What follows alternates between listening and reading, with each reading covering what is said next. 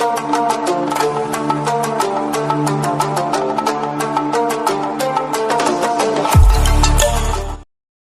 दोस्तों, आज हम बात करने वाले हैं बाबर की।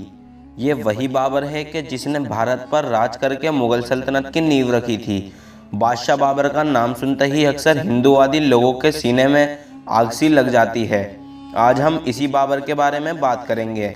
आखिर कहाँ से आया था बाबर और कैसे उसने अपनी मुगल सल्तनत को पूरे भारत पर फैला दिया, और हिंदुओं के साथ बाबर का क्या रवैया था।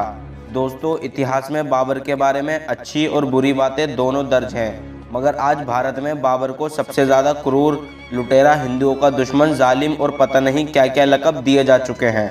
दोस्तों, बाबर का असल नाम ज़हीरुद्दीन मोहम्मद बाबर था। उसका जन्म 14 फरवरी सन 1483 में उज़्बेकिस्तान फरगाना घाटी में हुआ था। बाबर के पिता तैमूर वंश के और माँ चंगेज़ खान के वंश की थी। इस प्रकार एशिया के दो महान विजेताओं का खून बाबर में शामिल था। दोस्तों, आज से लगभग 500 साल पहले अजीम मुगलिया सल्तनत की स्थापना की, जो अपने आप में ही अनोखी थी। बाबर ने 1526 ईस्वी में पानीपत की पहली जंग में इब्राहिम लोदी को हराया और भारत में एक नई सल्तनत का आगाज हुआ। अपनी बुलंदियों के दिनों में इस सल्तनत के कब्जे में इस दुनिया की 1/4 से भी अधिक दौलत थी। बाबर की सल्तनत अफगानिस्तान से लेकर उपमहाद्वीप तक फैली हुई थी, लेकिन बाबर की शुरुआती जिंदगी कांटों से भरी पड़ी थी। बाबर के पिता उमर शेख मिर्जा ने सिर्फ 12 साल की उम्र में ही बाबर को फरगाना घाटी का सरदार बना दिया, मगर बाबर के चाचाओं ने बाबर की कम उम्र का फायदा उठाया और बाबर को गद्दी से हटा दिया और बाबर का कत्ल करने पर भी आमादा हो गए। बाबर वहां से फरार होने में कामयाब तो रहा, मगर कई सालों तक जंगल और रेगिस्तानों में भटकता रहा। इसी बीच बाबर अपनी सेना बनाता रहा और छोटे छोटे इलाकों पर हमला करता रहा। सन 1510 ईस्वी में बाबर ने फारस यानी ईरान के बादशाह शाह इस्माइल के साथ गठबंधन कर लिया और मध्य एशिया पर सल्तनत बनाने पर समझौता किया। शाह इस्माइल जो कि शिया था, इसलिए बाबर ने उसे खुश करने के लिए अपने आप को शियों की तरह दिखाना शुरू कर दिया। शाह इस्माइल ने बाबर को खूब दौलत और सहना फराम की और फिर बाबर धीरे धीरे अपनी सल्तनत बढ़ाता चला गया। इसके बाद बाबर ने भारत की तरफ रुख किया। बाबर ने तकरीबन 5 बार भारत पर हमला किया, मगर नाकाम रहा। आखिरकार 1520 ईस्वी की वो जंग जिसमें बाबर ने दिल्ली सल्तनत को उखाड़ फेंका, उस जंग ने बाबर को भारत का नया बादशाह बना दिया। दोस्तों, बाबर कभी भारत ना आ पाता अगर दौलत खान और हिंदू राजा राणा सांगा बाबर को इब्राहिम लोदी की सल्तनत पर हमला करने ना बुलाते। इनके आमंत्रण पर बाबर ने इब्राहिम लोदी, जो उस वक्त भारत का बादशाह था, उससे टक्कर लेने की ठान ली थी। 21 अप्रैल सन 1526 ईस्वी में पानीपत की पहली जंग बाबर और इब्राहिम लोदी के बीच में हुई। पानीपत आज के हरियाणा में स्थित है।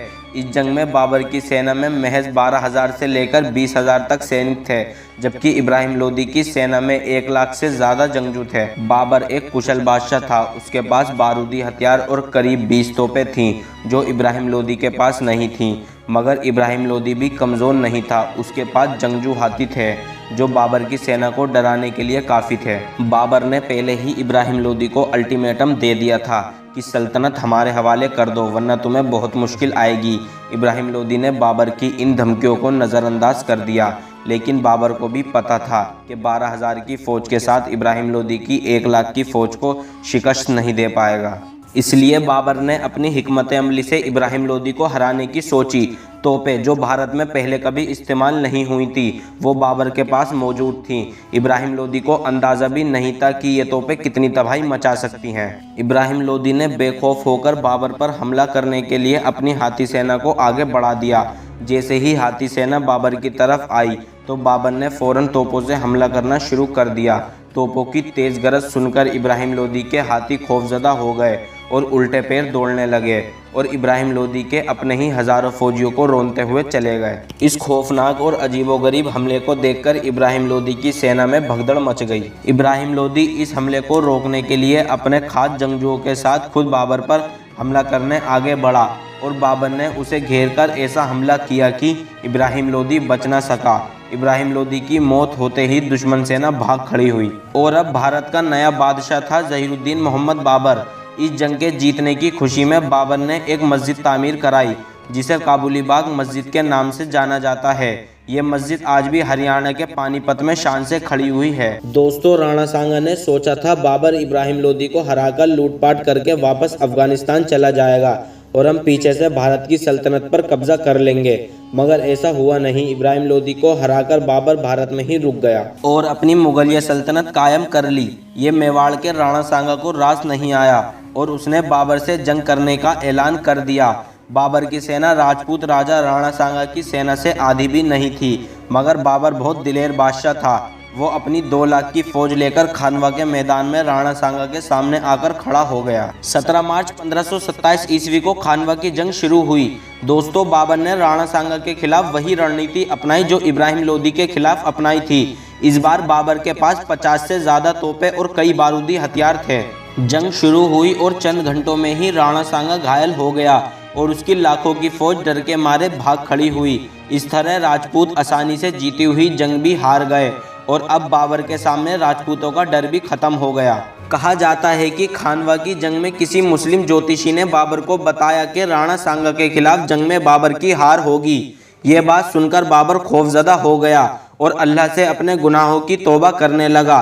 बाबर शराब का आदी था, इसलिए उसने सबसे पहले अपने ऊँटों पर लदी शराब को बर्बाद करने का हुक्म दिया और अपने अधिकारी और सैनिकों को भी शराब पीने से रोक दिया। बाबर ने तौबा की, या रब, मैं कभी शराब को हाथ नहीं लगाऊंगा, बस तू मुझे राणा सांगा के खिलाफ फतेह दे दे। माना जाता है बाबर की इसी तौबा की वजह से अल्लाह ने उसे राणा सांगा की लाखों की फौज के सामने भी फतेह दे दी। मगर हमें सुनने को मिलता है कि बाबर क्रूर, अत्याचारी और हिंदुओं का दुश्मन था। मगर जब हम बाबर की लिखी किताब बाबरनामा पढ़ते हैं तो हमें पता चलता है कि बाबर ने अपने बेटे हुमायूं को ये वसीयत की थी कि मेरे बेटे, सबसे पहले तो ये कि मज़हब के नाम पर तुम सियासत ना करना, तुम अपने दिल में मजहबी नफरतों को बिल्कुल जगह ना देना, लोगों की धार्मिक भावनाओं को और उनकी इबादत गाहों का ख्याल रखना और उनको नुकसान ना पहुंचाना और सब लोगों के साथ इंसाफ से काम लेना। गैर मुसलमानों के लिए ये सोच थी बाबर की। मगर हम देखते हैं कि भारत को हिंदू राष्ट्र और भारत पर सत्ता जमाने के लिए हिंदूवादियों ने बाबर की बनाई हुई बाबरी मस्जिद को भी झूठ के दम पर शहीद कर दिया और हजारों मुसलमान की लाशों पर चढ़कर अब मंदिर बनाने की तैयारी में जुट गए हैं। अगर बाबर अत्याचारी होता, मंदिरों को तोड़कर मस्जिदें बनाने वाला होता, तो आज ना हिंदू होते ना ही उनके मंदिर। बाबर की मुगलिया सल्तनत ने भारत पर 300 सालों से भी ज़्यादा वक्त भारत पर राज किया है, मगर ना हिंदू खत्म हुए ना उनके मंदिर। दोस्तों, कहा जाता है कि एक बार बाबर का बेटा हुमायूं शदीद बीमार हो गया था। बाबर अपने बेटे हुमायूं से खूब मोहब्बत करते थे, इसलिए बाबर ने अल्लाह से दुआ की, या मेरे रब, तू मेरी उम्र मेरे शहजादे हुमायूं को लगा दे और इसकी बीमारी मुझे दे दे। अजीब बात थी कि कुछ ही वक्त में हुमायूं तो ठीक होने लगा और उसी वक्त बाबर बीमार पड़ने लगा और आखिरकार 1530 ईस्वी में 48 साल की उम्र में बाबर का इंतकाल हो गया। दोस्तों, बाबर भारत पर सिर्फ 4 साल तक हुकूमत कर पाया, मगर इन्हीं 4 सालों में उसने ऐसी सल्तनत कायम कर दी, उसकी नस्लों ने फिर 300 सालों तक भारत पर राज किया। इतने लंबे वक्त तक कभी किसी मुस्लिम खानदान ने भारत पर हुकूमत नहीं की थी और औरंगजेब के बाद मुगलिया सल्तनत धीरे धीरे खत्म हो गई।